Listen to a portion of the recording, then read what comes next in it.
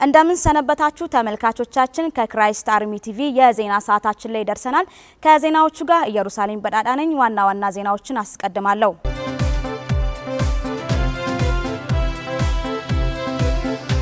ክርስትና በማጣት ተጀምሮ በማግኘት የሚጠናቀቅ የክብር ህይወት ነው ሲሉ የእግዚአብሔር ሰው ነብዩ ጩፋ ተናገሩ 174 ሰዎች ወደ እግዚአብሔር መንግስት መጨመራቸው ተገለጸ ግንቦት 17 ለተውድ በክራይስት አርሚ ዓለም አቀፍ ቤተክርስቲያን በነበረው መደበኛ መርሃ ግብር በርካቶች ከአጋንንት ስራት ተፈቱ ዝርዝር መረጃ ይኖረናል አብራችሁን ቆዩ ክርስትና በማጣት ተጀምሮ በማግኘት የሚጠናቀቅ የክብር ህይወት ነው ሲሉ የእግዚአብሔር ሰው ነብዩ ጩፋ ተናገሩ ነብዩ ጩፋ ይህንን የተናገሩት ግንቦት 17 ለተውድ በተደረገ መደበኛ ያምልኮ ጊዜ ነው ምን ተስኖት ሀብቴ እንደሚከተለው ያቀርባል የክራይስት አርሚ ዓለም አቀፍ ቤተክርስቲያን የግንቦት 17 2017 የእሁድ መደበኛ ፕሮግራም በተለያዩ የአምልኮ ስርዓቶች ተከናውኖ ያለፈ ሲሆን ክርስትና በማጣት ተጀምሮ በማግኘት የሚጠናቀቅ የክብር ህይወት ነው ሲሉ ነብዩ ጩፋ ተናግረዋል በእለቱም የቤተክርስቲያኒቱ ባለራዕይና ፕሬዝዳንት ነብዩ ጩፋ የማርቆስ ወንጌል ምዕራፍ 8 ቁጥር 35 በመጥቀስ ደቀ መዛሙርትነት የትርፍና የኪሳራ ጉዳይ ነው በማለት የእግዚአብሔርን ቃል በኃይልና በስልጣን ሰብከዋል ኢየሱስ መከተል በመተውና በማጣት ተጀምሮ በማግኘት የሚጠናቀቅ የክብር ህይወት ነው ያሉ ሲሆን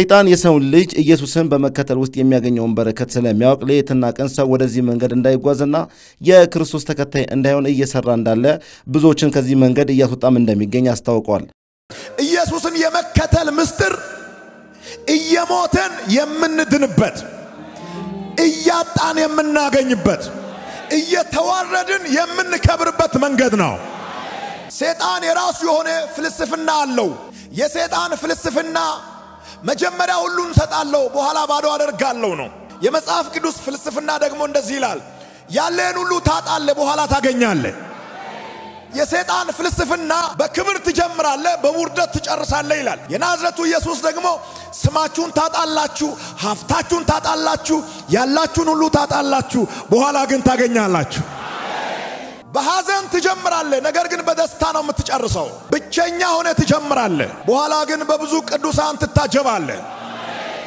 ኢየሱስን መከተል የትርፍና የኪሳራ ጉዳይ ነው ሰይጣን እንደምናተርፍ ስለሚያውቅ እንዳናተርፍ ኢየሱስን ከምንከተልበት መንገድ ሊያስቀረን ይፈልጋል ክርስትና በማጣት ተጀምሮ በማግኘት የሚያልቅ በኪሳራ ተጀምሮ በትርፍ የሚያበቃ በማልቀስ ተጀምሮ በሳቅ የሚጠናቀቅ የድል ጉዞ እንደሆነ ነብዩ ጩፋ የመጽሐፍ ቅዱስ ታሪክ ያጣቀሱ አስተምረዋል ደቀ መዛሙርቱ ኢየሱስን ለመከተል በወሰኑ ጊዜ ብዙ ነገራቸው እንዳጡና ብዙ መከራ እንደደረሰባቸው ይገለጹ ሲሆን የኢየሱስ ተከታይ የሆነ ሰው የሚደርሱበትን ችግሮች ታግሶ ሊሄድ እንደሚገባ በመናገር የኢየሱስ ክርስቶስን ውርደት ስንካፈል የእርሱን ክብር እንካፈላለን በማለት የመጽሐፍ ቅዱስ ቃል አስተምረዋል በመስቀሉና በአክሊሉ መካከል ልዩነት የለም ውርደት ካለ ክብር አለ ሐዘን ካለ ደስታ አለ ማውረድ ካለ መውጣት አለ የክርስቶስን መስቀል ስንሸከም የክርስቶስን ክብር እንካፈላለን የክርስቶስን ውርደት ስንካፈል የክርስቶስን ክብር እንካፈላለን የክርስቶስን ሐዘን ስንካፈል ከክርስቶስ ጋር ሰማያዊውን ደስታ ተካፋዮች እንሆናለን የክርስቶስን መስቀል በተሸከማችሁበት በዚያውኑ ቅዝበት የክርስቶስ አክሊል ይሰጣችኋል እግዚአብሔር ሽልማት ይሰጣችኋል በእግዚአብሔር ዓለም ውስጥ የሚደርሱብን መከራ ወደ ክብር ይለወጣል ያሉት ነብዩ ጩፋ እውነተኛ የደቀ መዛሙርትነት መስፈርቶች ራስን አሳልፈው የሚሰጥ በመከራና በሞቱ ከእርሱ ጋር የሚተባበር ወደሚመራም ቦታ በመታዘዝ የሚጓዝና ሙሉ ራስነታችን ለኢየሱስ አሳልፎ የሚሰጥ እንደሆነ በመረዳት ራሱን ክዶ ኢየሱስን የተከተለ ሰው በሚደርስበት መከራ ሁሉ በደስታ ይቀበላል ብለዋል አክለውም ነብዩ ጩፋ ኢየሱስን ስጦታ በመስጠት ብቻ ሳይሆን እስከ መስቀል ድረስ በመከተል በመጀመር ብቻ ሳይሆን በመጨረስ እንደሆነ የዕለቱን የእግዚአብሔርን ቃል አስተምረዋል በጣም ብዙ ነገር ለኢየሱስ ያልሰጣችሁ ሰዎች አላችሁ ስጡ ነፍሳችን እስከ መስጠት ድረስ ኢየሱስን መውደድ አለብን ጊዜያችሁን ስጡ ሰዓታችሁን ስጡ ውድ ነው ያላችሁትን ነገር ሁሉ ስጡ ሰው አስረት ሲከፍል ገንዘብ ብቻ ነው እየከፈለ ያለው የሰዓት አስረት አለ ውድ የሆነ ሰዓት ለእግዚአብሔር ስጥ በሆነ ስድብ ላይ ቲክቶክ ላይ ፌስቡክ ላይ ሶሻል ሚዲያ ላይ ዋናውን ለሱ ሰጣችሁ ቁርጭራጩን ሰዓት 10 ደቂቃ 5 ደቂቃ ከደከማችሁ በኋላ መጽሐፍ ቅዱስ ማንበብ አትችሉም እንደ ሰካራም እንዲያላችሁ ለመተኛት ብቻ የምትንበረከኩ ሰዎች ሰይጣን ይሄንን ሱስ ከጣለባችሁ ብላችሁ መጮህ አለባችሁ የእግዚአብሔር መንግስት ጉዳይ ከነፍስ መዳን ጋር ነው ሲሉ የእግዚአብሔር ሰው ነብዩ ጩፋ ተናገሩ። ግንቦት 17 በተደረገ መደበኛ የክራይስት አርሚ ዓለም አቀፍ ቤተክርስቲያን ጉባኤ 174 ነፍሳት ጌታ ኢየሱስን እንደ ግል አዳኛቸው አድርገው በመቀበል ወደ እግዚአብሔር መንግስት መቀላቀላቸው ተገልጿል። በእግዚአብሔር ሰው ነብዩ ጩፋ አማካኝነት ንስሐ የገቡ ሲሆን ወደ ወጡበት አካባቢ በመመለስ ጌታን እንደተቀበሉ በመናገር የደህንነት ትምህርታቸውን እንዲከታተሉ ነብዩ ጩፋ አሳስበዋል።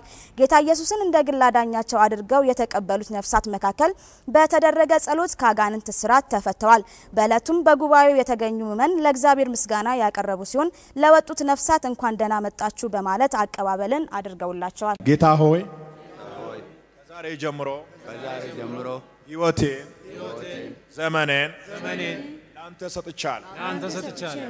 አንተ ጌታ እንደሆንክ በልቤ አምናለሁ። ጌትነትህን ለዓለም ሁሉ እናገራለሁ። ስሜን በሕይወት መዝገብ ላይ ጻፍልኝ። ልጅ አርጌ ስለተቀበልከኝ አመሰግናለሁ።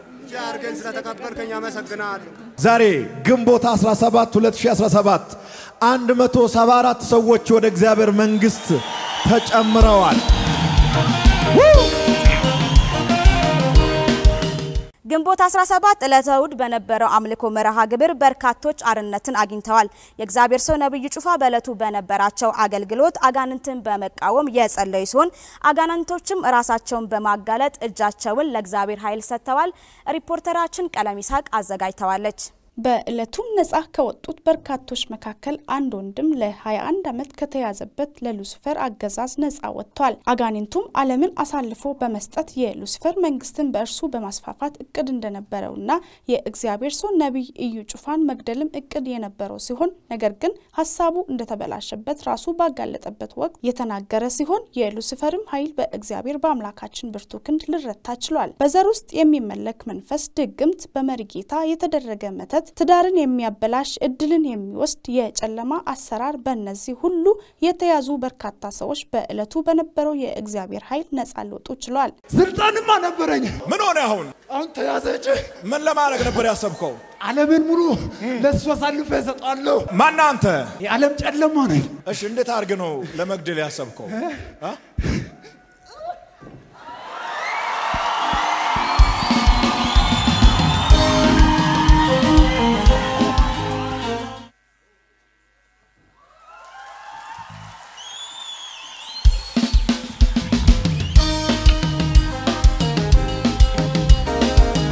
በተያያዘ ዜና በእለቱ በነበረው በመርሃ ግብር የእግዚአብሔር ሰው ነብይ እዩ ጩፋ በትንቢት መንፈስ ያገለገሉ ሲሆን በርካቶችም ተጽናንተዋል።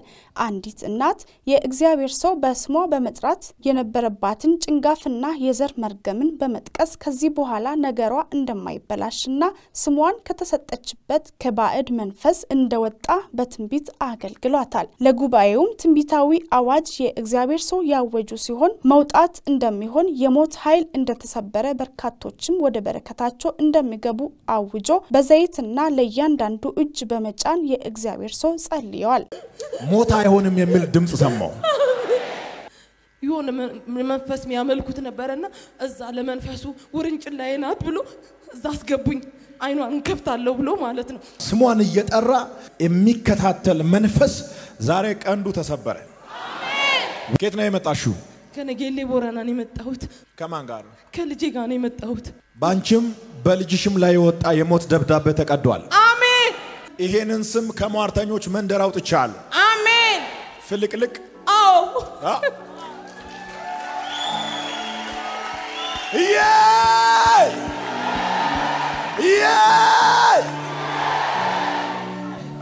ተመልካቾቻችን ለሰዓቱ የነበሩን ዜናዎች እኚህን ይመስሉ ነበር። ከቀሪ ከክራይስት አርሚ ቲቪ ፕሮግራሞቻችን ጋር መልካም ቆይታ ይሁንላችሁ። ሰላም።